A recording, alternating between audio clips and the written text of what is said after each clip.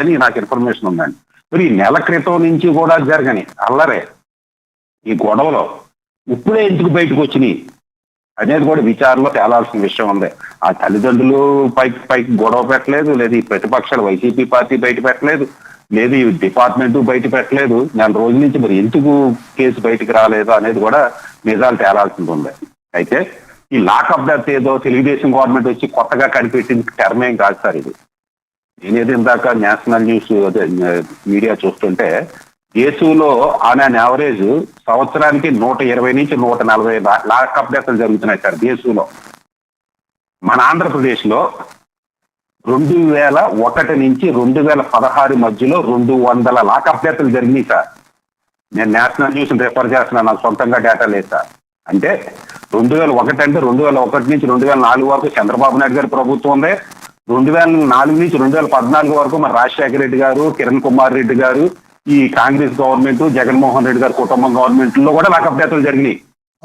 అలాగే 2014 నుంచి 2016లో కూడా 1-2 జరుగుండొచ్చు, లేదా 3 జరుగుండొచ్చు, ఎన్నో నాకు కరెక్ట్ తెలియదు. కానీ 2 సంవత్సరాల పీరియడ్ అది కూడా ఉంది. నేను ఎందుకు చెప్తున్నానంటే లాకప్ డెత్లు అనేది తెలుగుదేశం గవర్నమెంట్ వచ్చినా కొత్తగా కనిపెట్టింది కాదు. ఏ గవర్నమెంట్ ఉన్నా లాకప్ డెత్లు జరుగుతూనే ఉంటాయి. అయితే మనం ఒక లాకప్ డెత్ జరిగింది కాబట్టి పోలీసులంతా చెడ్డోళ్ళు అనడం తప్పు. ఎందుకంటే దేశంలో మన రాష్ట్రంలో అనేక వేల పోలీస్ స్టేషన్లో రోజుకి అనేక వేల కేసులు వస్తుంటాయి, అనేక వేల మంది పోలీస్ స్టేషన్కి వెళ్తుంటారు, ఒకటారా జరుగుతుంటాయి. అంతే తప్ప దాన్ని జనరలైజ్ చేసి పోలీసులు అంతా చెడ్డోళ్ళు, హోమ్ డిపార్ట్మెంట్ అంతా నీరు గారిపోయింది అని అనకూడదు. అయితే లాకప్ డెత్ జరిగితే మాత్రం ఖచ్చితంగా నిందితుల మీద, పోలీస్ ఆఫీసర్ల మీద, దాని సంబంధిత అధికారుల మీద చర్యలు తీసుకోవాలి, సస్పెండ్ చేయాలి. అందులో నో డౌట్ బాధితుడికి నష్టపరిహారం ఇవ్వాల్సిన బాధ్యత ఉందండి, దాంట్లో తప్పేం లేదు. అలాగే వైసీపీ గవర్నమెంట్ లో కూడా లాకప్ డెత్లు జరిగినాయి. ఉదాహరణకి 2023లో అనంతపూర్లో కూడా ఒక లాకప్ డెత్ జరిగింది, పెద్ద ఇష్యూ కూడా జరిగింది. లాకప్ డెత్ లేదో తెలుగుదేశం గవర్నమెంట్ కనిపెట్టింది, ఏదో వాస్కోడిగామ అమెరికాని కనిపెట్టినట్టుగా తెలుగుదేశం కనిపెట్టింది, లేదా కూటమి కనిపెట్టింది అంటే తప్పు. అయితే ఇక్కడ లాకప్ డెత్ జరిగిపోతే అది సరిగి ఒక బాధితుడు చనిపోతే కాపు యువకుడు హత్య లేదా కాపు యువకుడు లాకప్ డెత్ అర్థం ఏంటంటున్నా అంటే కాపు యువకుడు చనిపోకూడదు కానీ కమ్మ యువకుడు, రెడ్డి యువకుడు, దళిత యువకుడు, బీసీ యువకుడు చనిపోవచ్చా? ఒక లాకప్ డెత్కి కులాన్ని ఎందుకు అంటగడుతున్నారంటున్నా? అది ఎంతవరకు సబు? ఇప్పుడు దిశ ఘటన జరిగిందండి హైదరాబాద్ లో. ఆమె పేరుని రెడ్డి అని ప్రొజెక్ట్ చేయకుండా దిశ అని పేరు మార్చి దిశ అనే ప్రొజెక్ట్ చేశారు. సమాజం అంతా కూడా అండగా నిలిచింది. ఒక రెడ్డి అని ప్రొజెక్ట్ చేయలేదుగా. రాజశేఖర రెడ్డి గారి విమాన ప్రమాదంలో మహానేత చనిపోయాడు అన్నారు కానీ ఒక రెడ్డి కులానికి అన్యాయం జరిగిందని అనలేదుగా. ఎన్టీ రామారావు గారు చనిపోయినప్పుడు అయ్యో యుగ పురుషుడు అన్నారు కానీ కమ్మ నాయకుడి చనిపోయాడు అన్యాయం జరిగిందని అనలేదుగా. అది దళితులు కానీ కాపులు కానీ బీసీలు వచ్చినప్పుడు కులాన్ని ఇంటికి ప్రొటెక్ట్ చేస్తున్నారు, కులాన్ని ఇంటికి రెచ్చగొడుతున్నారన్న. ఎవరు చనిపోయినా తప్పే కదా. మీరు బాధితుడికి అండగా ఉండండి, తప్పులేదు. బాధితుడు తరపున వైసీపీ పోరాటం తప్పులేదు. కానీ బాధితుడికి కులం ముద్ర వేయడం ఏంటి అంట. ఇంత కులం మీద ప్రేమ ఎందుకు వచ్చిందంట వైసీపీకి. మరి ఇదే వైసీపీ కాకినాడలో దళిత ఆడవాళ్ళని, జనసేన లేడీస్ కాపు స్త్రీల్ని ఎలాగ బాధ పెట్టారో, ఇది టచ్ చేయలేని ప్లేసుల్లో కూడా టచ్ చేసి ఎలా చేసినప్పుడు వీడియోలు చూశాను. ఆ రోజు ఏమైపోయింది, వాళ్ళు కాపులు కదా. అదే దర్శిలో ఒక కాపు యువకుడిని ఎవరినో చంపేశారు వైసీపీ గవర్నమెంట్ లో, అది కూడా కాపే కదా. నేను అనేది బాధితులు కులం ఎంచకూడదంట. తప్పు ఎవరు చేసినా తప్పే, నేను తప్పును సమర్థించలే.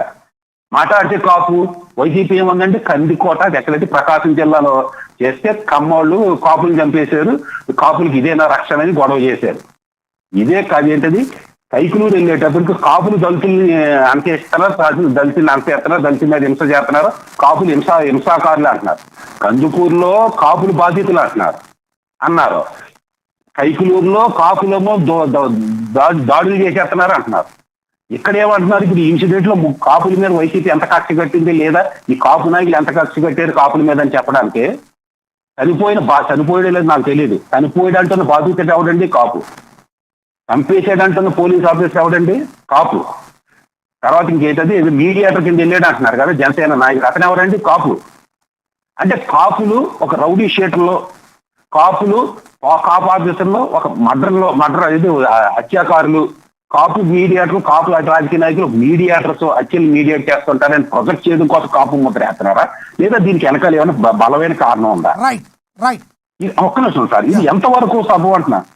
మీరు బాధితుడికి పోరాడండి. మీరు కానీ కుల నాయకులు కానీ కుల సంఘాలు కానీ బాధితుడికి పోరాడండి, బాధితుడికి ఉండండి, అండగా ఉండండి, ప్రభుత్వాన్ని నిలదీయండి, ముక్కు తిండి ఇన్ఫర్మేషన్ తీయండి, తప్పులే, దీన్ని నేను సమర్థిస్తా. కానీ కుల ముద్ర మాట్లాడితే కాపులకు అన్యాయం జరిగింది, కాపులకు అన్యాయం జరిగింది. ఒక రౌడీ షీటర్ పోలీస్ రికార్డు ప్రకారం ఒక రౌడీ షీటర్ అతను ఒక రౌడీ షీటర్ ఒక పోలీస్ ఆఫీసర్ మధ్యలో గొడవని, ఒక పోలీస్ డిపార్ట్మెంట్ జరిగిన గొడవని, ఒక లాకప్ డెత్ని కులానికి అంటగట్టి కులాన్ని రెచ్చగొట్టడం వల్ల వైసీపీ ఏవో సాధించదలుచుకుంది. అంబటి రాంబాబు గారు, పేరు నాని గారు మాట్లాడిన మాటలు నిన్నటి నుంచి మీరు ఎలా చూస్తారు? మీరు త్వరగా చెప్పండి, సమయం మళ్ళీ మీకు. సార్, నేను అంబటి రాంబాబు గారికి, పేరు నాని గారికి, కుల సంఘాలకి, వైసీపీ వాళ్ళకి అందరికీ అడుగుతున్నాను సార్, ఏ విధంగా కాపులకి సంబంధం ఇది?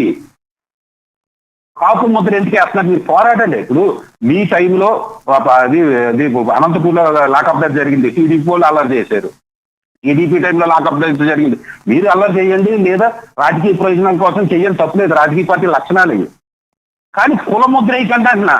కులం ముద్ర వేసి మీరు ఏమి సాధించారని కులాన్ని ఎందుకు ఈదులో లాగుతున్నారు? కులం మీద ఇంత కక్ష కట్టడం దేనికంట? రైట్ రైట్ రైట్ సత్యం గారు అందుబాటులో ఉండండి సార్, మళ్ళీ ఇస్తాం మీకు. మనతోటి కోటిపల్లి అయ్యప్ప గారు ఉన్నారు, రాజకీయ విశ్లేషకులు, ఆయనతో మాట్లాడదాం. అయ్యప్ప గారు నమస్తే సార్. నమస్తే అండి. అలాగే ప్యానెల్లో ఉన్న సభ్యులందరికీ కూడా నా హృదయపూర్వక నమస్కారాలండి. అయ్యప్ప గారు, మీరు మాట్లాడే ముందు ఆ కుటుంబ సభ్యులది ఒక బయట ప్లే అవుతుంది, చూద్దాం సార్.